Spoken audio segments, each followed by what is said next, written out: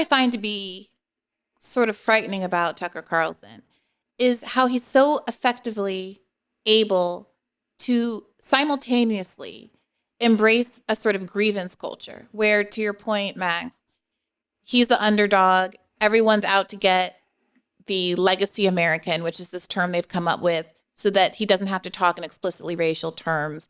It means Americans who have been here for a long time, which I personally, as an American descendant of slaves, find to be hilarious because I suspect that I'm not considered to be a legacy American, despite having been here longer than almost every white person here.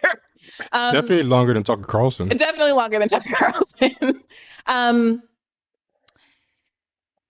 So he's able to simultaneously orient himself as like the victim, but also attack historically marginalized groups for ever articulating anything about their own well-documented, often legally backed persecution by the state.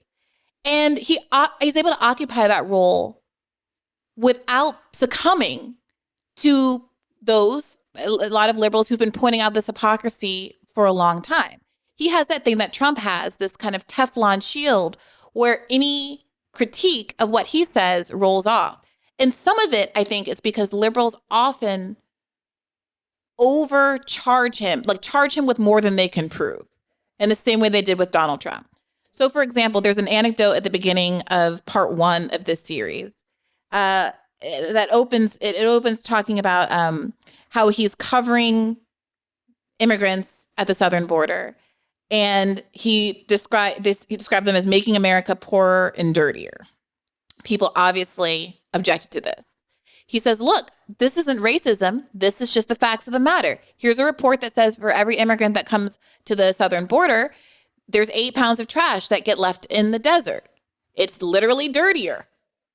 And I think that for people who subscribe to his, broader politic and feel themselves to be underdogs, don't necessarily want to see themselves as racist, even if their behavior might indicate otherwise, there's enough plausible deniability in most of what he says that liberals who critique him as being racist, the critique doesn't land. And in fact, Tucker Carlson then weaponizes that and says they want to shut us up by calling us racist. And I see that pattern working out. And in my personal life, it has caused me to want to avoid the whole thing because it seems like a lose-lose. But that also, when I read an article like this and see his growing influence and see the growing influence of this kind of thinking, to your point, Max, it's not just about Tucker Carlson. And I'm starting to feel like ignoring it is not adequate at the same time as I don't know exactly how to combat that quicksand that he set up for us. What do you make of that, Trevor? A big problem I think I have with the whole thing is it's kind of baked in, I think, for us to lose. Because I think one problem that ends up happening is, even though people kind of debate on this, I think for the most part, I don't think media is mostly left-wing, but I do think it is mostly at least center-left or DNC establishment compatible, and I think what gives Tucker Carlson a big advantage is, Fox News in general, they're kind of the only game in town for that.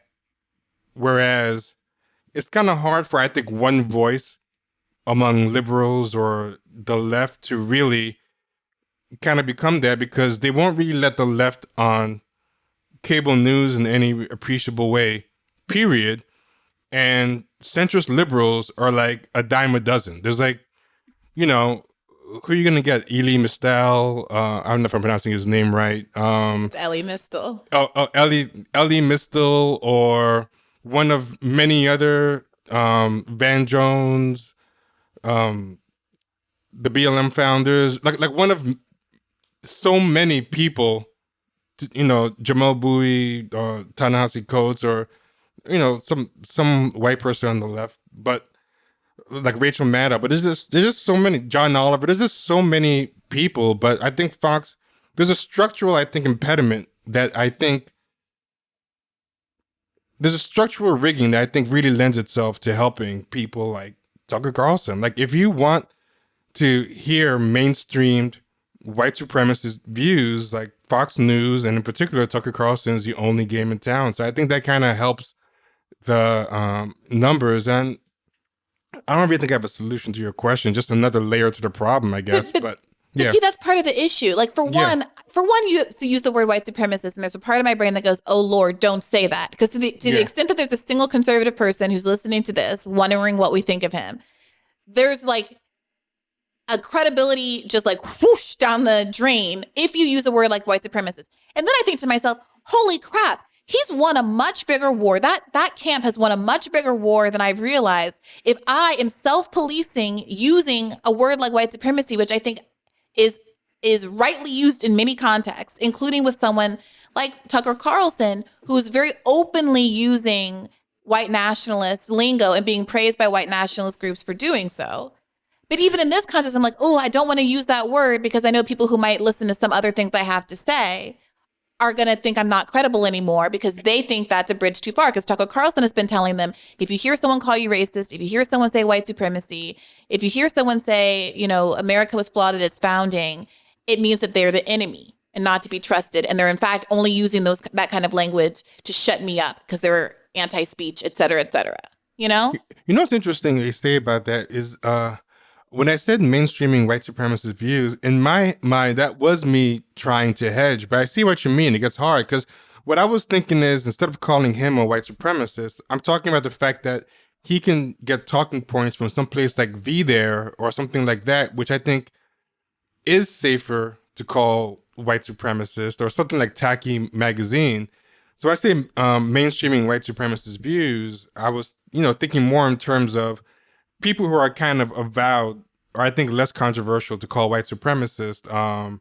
He's saying things that they're saying without necessarily openly crediting them. But I do see what you mean. Like even saying that still, I think, raises the alarm with a certain amount type of person. But at that point, I'm like, if you can't even safely call places like VThere white supremacist, and I'm not really sure what you can do, because then it creates a standard where anything short of saying a slur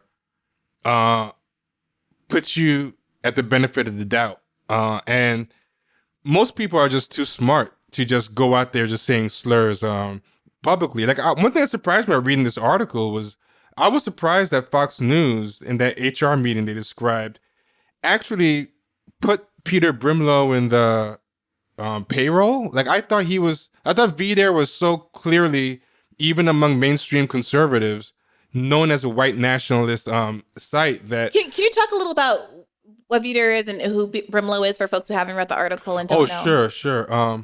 VThere is this site by this guy named Peter Brimlow, and it's had some of, in addition to having some pretty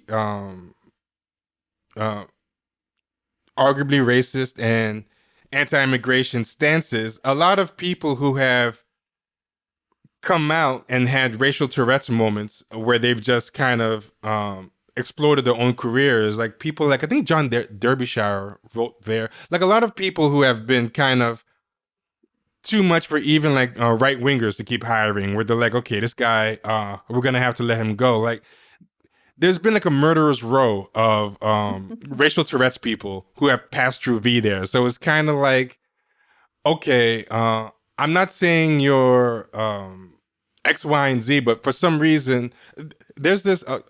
We're allowed to curse on this, right? Yeah, you can do what you want. Yeah, the internet. There's a classic Onion article headline where it goes, where it's written from the stance of a homophobic person, and then the title is like, "Why do these homosexuals keep sucking my dick?" Keep sucking my dick. Yeah, yeah, and like the whole joke is like, okay, the comment I think is you're in the closet and you're hiding it, and I feel like VThere is like that thing, like, to the extent that it tries to use dog whistles or code words, there's just been too many people who have had racial Tourette's meltdowns who've passed through there for it to be a coincidence. But then again, someone can argue that with Daily Caller. Like Daily Caller has had so many people who've been revealed to be open white supremacists, and somehow he still cultivated this benefit of the doubt thing. So, I mean, I wish I had an answer, but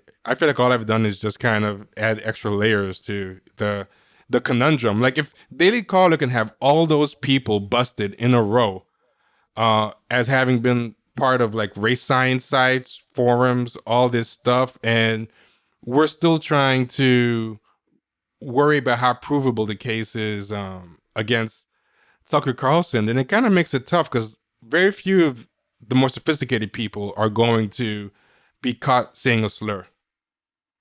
Well, this is the thing, and this is what happened with Trump. I've been thinking about this a lot. Why doesn't this stuff stick? I've been thinking about it for like 5 years now. And the conclusion that I've come to is that stuff sticks when you are contrite and you apologize.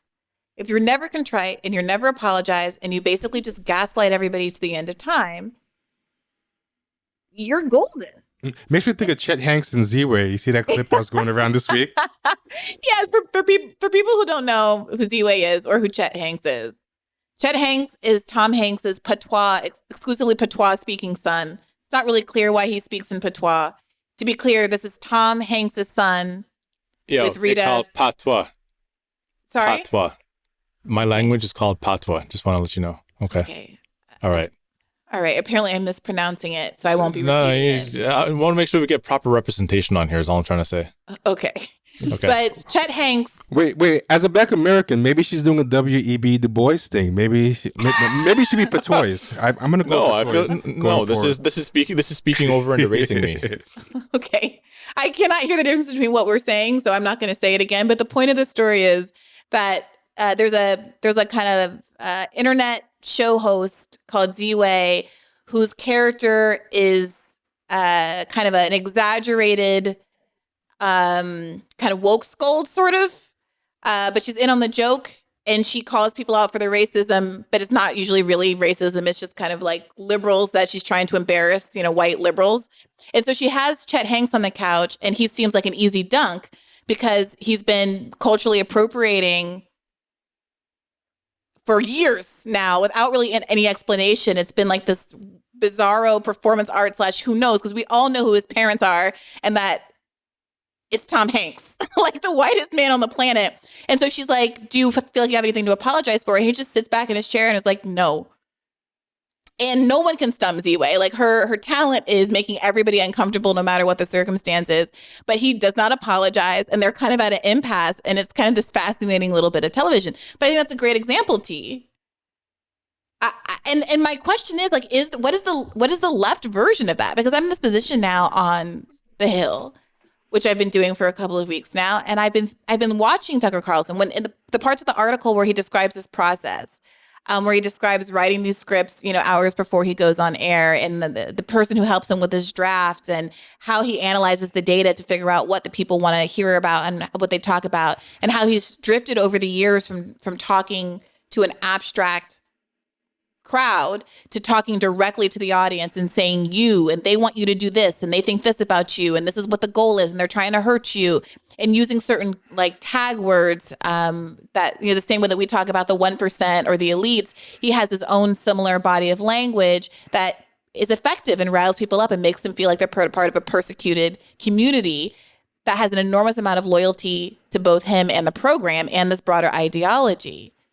And so I think to myself, as I have taken words like white supremacy and out of my lingo and avoided calling people racist because I want to maintain my credibility, I've been thinking to myself, is that completely the wrong move? Should I have been doubling down? Should the left and liberals have been doubling down in the same way that Joe Biden last week says talks about Super MAGA, and the next day they're selling Super MAGA shirts to raise money for candidates.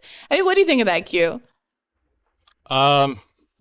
We spoke about this earlier, and I bit my tongue as much as I could so that I could save my thoughts for the show and not off air. But I think once we get into the trap of trying to triangulate our language around what it is that the opposing side might do, that's how you drive yourself into like super online, like it is, I don't know, like woke language by another metric, really. It's this idea that somebody else might take umbrage with what you say. So you preemptively try to diffuse that by using some other term, but then it's not like they're going to it's not like they won't eventually catch on and then incorporate that term into their arsenal of things that, these communists and liberals and socialists say in order to persecute us further. They're the language police. So when you take racism and white supremacy out of your vocabulary, and I'm somebody who thinks that some of those terms get thrown around a little bit too loosely, to allow people to get away with shit that they otherwise wouldn't. Mm-hmm. But to discount it altogether is to fall into the trap of agreeing with people that say, oh, these terms are meaningless now because they're used too much. Well, no, words actually mean things. And if you are a racist, you are a racist. If you say racist things, you've said racist things. Just because you say a racist thing, whether on purpose or by accident, doesn't make you irredeemable. You're not guilty of some sin that's going to condemn you to hell or ostracism from the human race for the rest of our lifetimes. It just means you fucked up. Can I interject something real quick? Sure. Just to play like a devil's advocate of what right-wing person might say to what you said. I know some people would say, well, yeah, if you say a racist thing, then you're a racist and we shouldn't have to quibble on it. But I think part of the problem, at least I'm finding, is that it's hard to get people to concede that anything short of a blatant slur is a racist. Anything else is fine. Yeah, so that's the thing. I think that's where they get hung up on, where it's like, well, he didn't actually say anything overtly racist because the person so dog whistled the whole thing. Yeah. Well, here's the thing. My default position is that, like, people who consider themselves to be white are their default position is racist, and they just have to dial it back from there, right? Like the whole concept. Hold up. Let me explain myself. The whole concept of race and whiteness is itself racialism. Like the only reason that we have these concepts in the first place are because of race scientists. So, but that's not to say like I'm somebody who walks around thinking that I'm like aggrieved by every white person I encounter.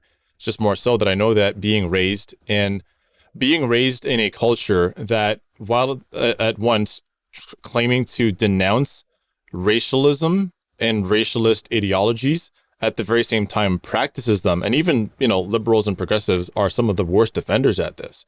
Knowing that already, I can just go about my day and not have to worry about whether I should be shocked or feel microaggressed by this thing that happened to me, because it's like, well, that's something that I was already expecting in the first place. This is just the fucking world we live in. Deal with it. But that being said, I don't think you should ever like cower away from using that kind of language, because sometimes you just have to be able to call a thing a thing. Now, here's the difference. I'll give you an example here. And I think this is applicable to Tucker Carlson as well. So in Canada, we have a political party called the People's Party of Canada. And the People's Party of Canada was started by a politician by the name of Maxime Bernier. And Maxime Bernier was a longtime member in the cabinet of the previous Conservative Prime Minister, Stephen Harper. Now, while a cabinet minister, he made a really dumb blunder and left out a manila folder full of like confidential documents at his girlfriend's house, who was connected to like biker gangs and whatnot. After that embarrassment, he did go kind of low key for quite a long period of time, and then reemerged in conservative politics in Canada as a contender for the Conservative Party leader. He lost very narrowly to another candidate by the name of Andrew Scheer. And after taking that loss, he decided to go out and form his own political party. And suddenly his rhetoric, which had been sort of veering in this direction during the campaign, but then went all out after the leadership campaign was over, went towards like sloganeering and signaling towards alt-right types. He would like post memes about like taking the red pill and so on and so on. So he went off and created his own political party that he later called the People's Party of Canada, in which they espoused like populist, far-right rhetoric, a lot of the same stuff that you would see from like MAGA types in the US. You're just writing that right-wing, populist, anti-immigrant, anti-woke wave. Now, the issue with that was that a lot of people would hear statements that he made about immigrants when there were government programs that were made to help benefit Black communities in Canada, and there were specific programs that had a budget attached to them that would help out Black business owners and community groups, etc. He called that racist. It was reverse racism, this, that, and the third. I mean, all the usual stuff that you would expect from those types. Now, the problem was people focused on whether his rhetoric, his anti-immigrant rhetoric, his anger at Black communities receiving government funding and so forth, whether that was racist. And that's the discourse that we ended up locking ourselves into for 2 whole election cycles. And in the first election after the formation of the People's Party of Canada, they got, I think it was just over 3% of the vote. And in last year's election, Jesus Christ. Last year's election, they got just over 6% of the vote. So they pretty much doubled up their vote count. And they've been getting more and more popular. Now, the problem is, if you go to the People's Party of Canada website and look at what their platform is, what policies they support, it's fucking nuts. It's ridiculous. It's like that we're going to lower inflation by cutting off immigration, that we're going to make housing more affordable by removing subsidized housing, and we're going to get rid of what we call the CMHC, which is a program for people that have high ratio mortgages. Like if you only put 5% down, you have to have insurance on your mortgage so that if you run into financial trouble, you don't end up going into default immediately. Now, they had these cockamamie ideas all over their platform. And what I was saying to people was like, okay, like whether or not you think they're racist isn't really the point, because that's the mud they love to play in. Like they just want to drag you down into that like a bunch of pigs and just roll you around in it. That's where they're comfortable, because they can plausibly deny that they are actually racist, or get their audience to agree with them that they're just telling uncomfortable truths that woke ass liberals are afraid to say among each other. But the problem is they never then have to talk about the policies, what it is that they support. They're always talking about culture and what it is that they're against, and what kind of degeneracy and decadence of this empire that woke culture has brought to us. This resurgence of communism and Marxism and postmodernism and all these other incompatible fucking terms that are apparently responsible for the decline of the West, that can always be encapsulated by some drawing of a Wojak of a woman with blue and pink hair with a septum piercing, waving a trans flag. That's all it always boils down to them, is these cultural signifiers that they absolutely hate and disagree with. But then when you actually talk to them about what policies they support, they have no answer for that. They just love talking about the woke discourse. And the reason I know that's true is because in the 2019 leaders debate, I was asked to be on a panel, like a commentary panel, and on my way into the City News studio to comment on this debate, I encountered a whole lot of People's Party of Canada supporters, many of which had sent me some pretty flagrantly racist emails. So passing by them, I threw up 2 middle fingers.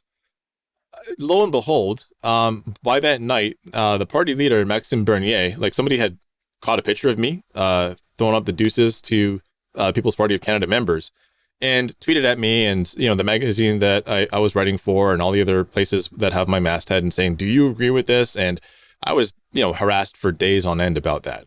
I would still do it again. But, and as many times as I've said that this dude is a racist, he's a white supremacist and so forth, didn't bother him at all. But the moment I started taking a look at, I shouldn't say taking a look, but the moment I started going through his policies, I would tweet out what his policies were and then explain why they were ridiculous and they would never work and they would actually make some of these problems worse, that they're counterintuitive, and that somebody who was in a federal cabinet, like the cabinet for the Federal Conservative Party of Canada, that he could be so clueless as to believe that these policies would work, knowing that, like, you don't have to go to any experts. Basic economics classes should tell you that these policies would never work in a million years. That's when he lost me. So I started talking about the policy.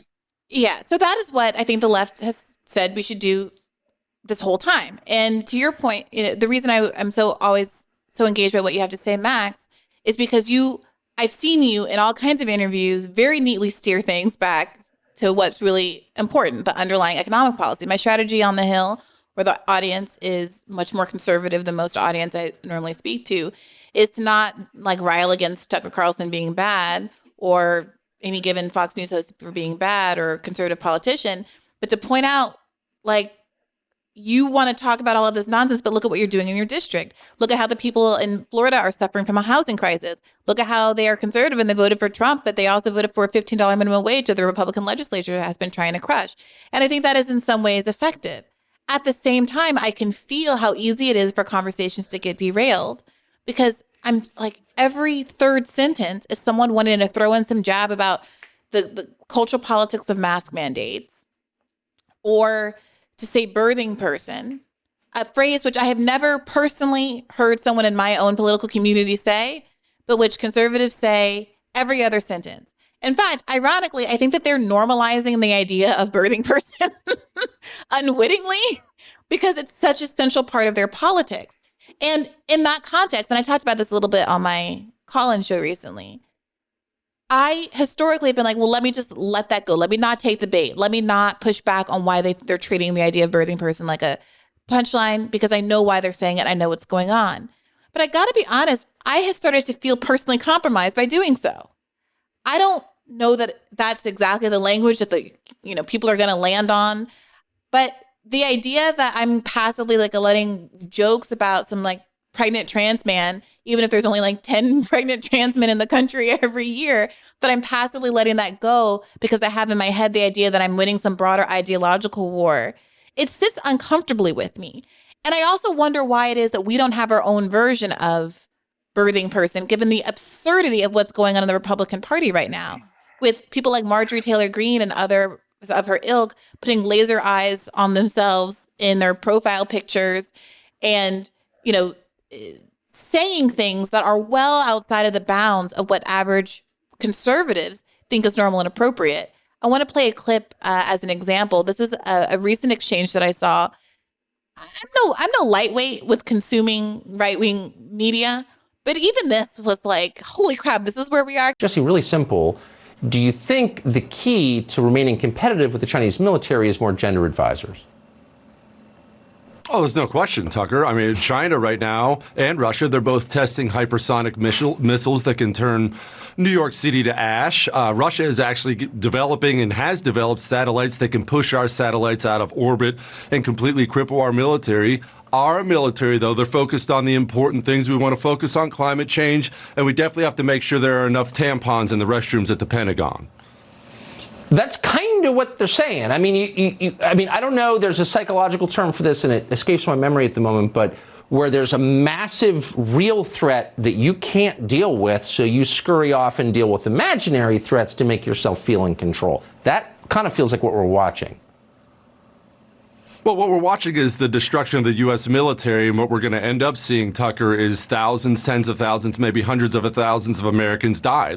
Those are the stakes of the game we're playing here. We don't need a military that's woman-friendly. We don't need a military that's gay-friendly, with all due respect to the Air Force. We need a military that's flat-out hostile. We need a military full of Type A men who want to sit on a throne of Chinese skulls. But we don't have that now. We can't even get women off of naval vessels. That should be step one, but most of them are already pregnant anyway.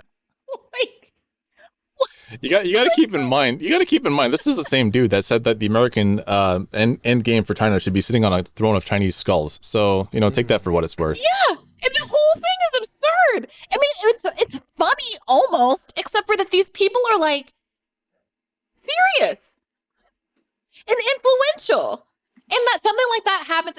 10 years ago, 15 years ago, if there were a clip like that on the news, everyone would drag it. It would be pointed out as absurd. It wouldn't fly. People at Fox, the hires up at Fox, wouldn't want that to prevail. And it would, there would be some negative pressures against them doing things like that going forward. Today, it's not even a blip. Right. Sorry, go ahead, Max. You can go. No, you go ahead, bro. I spoke long enough. You go ahead. Well, geez, there's so many great things I wanted to respond to, so I apologize if this is a garbled mess. I'll try to work through it as best I can. This clip makes one of the points I wanted to make for us, right? Because this is another way that we need to kind of look the monster in the face and understand what it is we're actually looking at.